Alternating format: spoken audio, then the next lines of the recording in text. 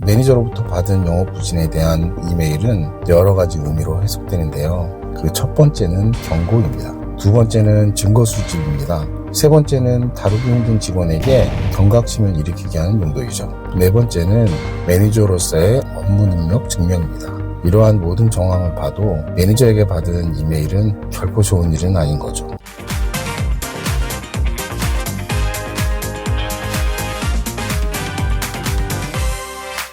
안녕하세요, 마중이입니다.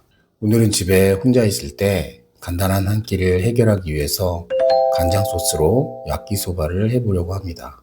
건강을 위해서 가늘고 쫄깃한 빈 누들로 만들어 볼게요. 음식을 하면서 오늘은 회사에서 있었던 일을 이야기해 보려고 합니다. 저는 며칠 전 매니저로부터 이메일을 하나 받았습니다. 내용은 저의 8월과 9월의 매출 분석이었고, 부끄럽지만 저는 숫자상으로 영업부 최하위라는 것이었습니다. 이메일에 다소 부당한 내용이 있어서 반론을 제기할까 생각을 해보았죠. 하지만 섣불리 반론을 했다가는 어쩌면 더 좋지 않은 결과가 생길 것 같아서 주위 분들에게 자문을 구하기로 했어요. 매니저로부터 받은 영업 부진에 대한 상담 후 이메일은 여러 가지 의미로 해석되는데요. 그 첫 번째는 경고입니다. 당신은 영업사원으로 매출을 하지 못하고 있으니 분발하라는 경고죠. 두 번째는 증거 수집입니다. 회사는 여러 가지 이유로 직원을 해고할 수 있고 정당한 사유가 아니면 역으로 고소를 당할 수 있기 때문에 증거를 남겨놓는 것이 중요합니다. 세 번째는 다루기 힘든 직원에게 경각심을 일으키게 하는 용도이죠. 매니저의 존재를 알리기 위해 아주 적합한 방법입니다. 네 번째는 매니저로서의 업무 능력 증명입니다. 자신이 팀원들을 어떻게 관리하는지 회사에 보여줄 필요가 있습니다. 이러한 모든 정황을 봐도 매니저에게 받은 이메일은 결코 좋은 일은 아닌 거죠. 저는 회사에서 가장 나이가 있으시고 연륜이 있는 분에게 이메일 전문을 보내고 자문을 구하면서 이렇게 물어봤어요.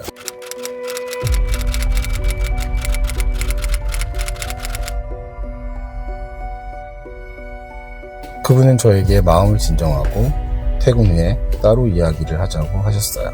경고 메일을 받은 터라 머리가 복잡해서 일에 집중하기 어려웠습니다. 저는 저 사람이 지역적인 의견차로 면담을 했던 것이 기분 나빠서 고의성 이메일을 HR에 보내는구나 생각하면서 매니저의 자리로 가서 물어봤습니다. 제가 이메일 하나를 받았는데 혹시 저에게만 보내신 건가요? 아니면 면담한 사람들은 다 보내시나요? 그러자 그는 차분한 얼굴로 면담한 사람은 다 보내는 것이니 차별 같은 것이 아니라고 선을 긋더라고요. 답변을 들은 저는 조금 더 짜증이 나면서 대응을 하려면 제대로 된 데이터로 상대를 해줘야 되겠다고 마음을 먹고 데이터베이스를 정리하면서 저의 매출을 분석하기 시작했어요. 2022년부터 2025년까지의 데이터를 분석해보니 어이없게도 전체 영업사원 중에 꼴찌였습니다. 마지막 숫자가 눈앞에 보이는 순간 믿을 수가 없더라고요. 지역적 편차로 타 직원보다 다소 떨어질 수는 있을 거라고 생각했는데 결과는 참혹했어요. 정말 꼴찌였어요. 너무나 창피해서 얼굴을 들 수가 없더군요. 명색이 영업으로 회사를 다니고 있는 사람이 전체 직원 중 꼴찌를 하고 경고 메일을 받았다는 사실에 정말이지 제 자신이 너무 싫었어요. 매니저에게 받은 이메일을 다시 읽어보고 그의 얼굴을 멀찌감치 여러 번 번갈아 가면서 보았어요. 미안한 감정이 살짝 들기 시작하더군요. 그래도 저 사람은 영업은 오르락 내리락 하는 것이라고 거들어줄 때도 있었다는 거죠. 그래도 기분은 여전히 더러웠고 어떻게 처신을 해야 될지 몰랐습니다. 나이가 있으니 곤조가 이만저만이 아닌 거죠. 퇴근하고 터덜터덜 주차장으로 나가 의견을 물었던 선배님과 잠시 대화를 나눴어요. 그리고 그분은 이번 이메일에는 답변하는 것보다 잠시 지켜보는 것이 좋겠다고 이야기해 주셨어요. 그리고 저는 제가 데이터를 돌려보니 진짜로 꼴찌였다고 말씀드렸죠. 선배님은 미소를 지으면서 이렇게 이야기해 주셨어요.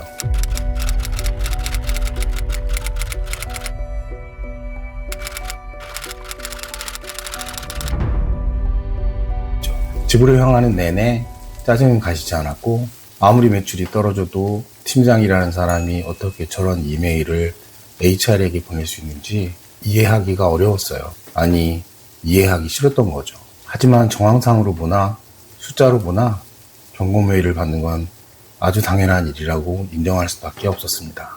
집으로 돌아와 저녁을 먹는 동안 시무룩한 저의 얼굴을 보면서 아내가 말을 걸었지만 저는 그냥 스트레스가 쌓여서 그렇다고 얼버무렸어요.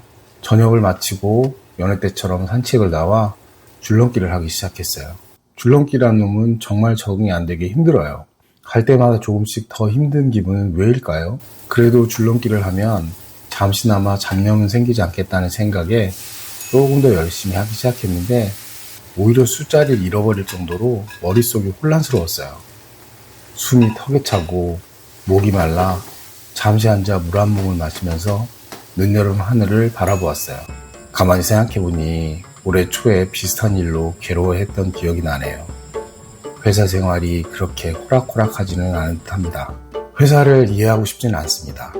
회사는 고용주의고 저는 그저 그들의 녹을 받으면서 일하고 있는 사람이니까요. 그런데 숫자로 평가된 내 자신은 부끄럽기 짝이 없다는 생각이 들었어요. 저는 아내에게 자세한 이야기는 하지 않고 이달 매출이 좋지 않아서 매니저에게 혼났다고 이야기를 하고 다음 달에는 출장을 조금 더 나가야겠다고 허락을 받았습니다. 그리고 다음 날에 매니저는 알 수 없는 미소를 지었지만 9일간의 출장을 허락해 주었어요. 매니저가 보낸 경고의 편지. 저는 그 편지가 어떤 의미인지 잘 알고 있습니다. 그렇지만 저는 제가 돌파해야 되는 상대는 회사가 아니고 제 자신이라는 생각을 하기 시작했습니다. 매니저, 그리고 회사가 원하는 숫자를 돌파해보려고 합니다. 상황이 어찌되었건 꼴찌는 하고 싶지 않기 때문입니다. 트럼프 취임 후 1년, 미국 정부는 셧다운 등 자국의 정치, 경제 문제로 허덕이고 있고 외국에서는 전쟁으로 몸살을 앓고 있습니다. 치솟는 물가와 다가오는 2026년의 경제적 환란에 대한 우려는 미국 내 경제 생활을 하시는 모든 분들에게 따뜻한 연말의 기운은 사치인 듯 차갑게 다가오고 있어요. 글을 마무리하는 저는 어제 9일간의 출장을 마치고 저녁 늦게 집으로 돌아왔습니다. 택시에 내려 줄넘기를 하던 그날 밤처럼 잠시 하늘을 보았어요. 그리고 저는 제 자신에게 이렇게 얘기했습니다. 고생했다.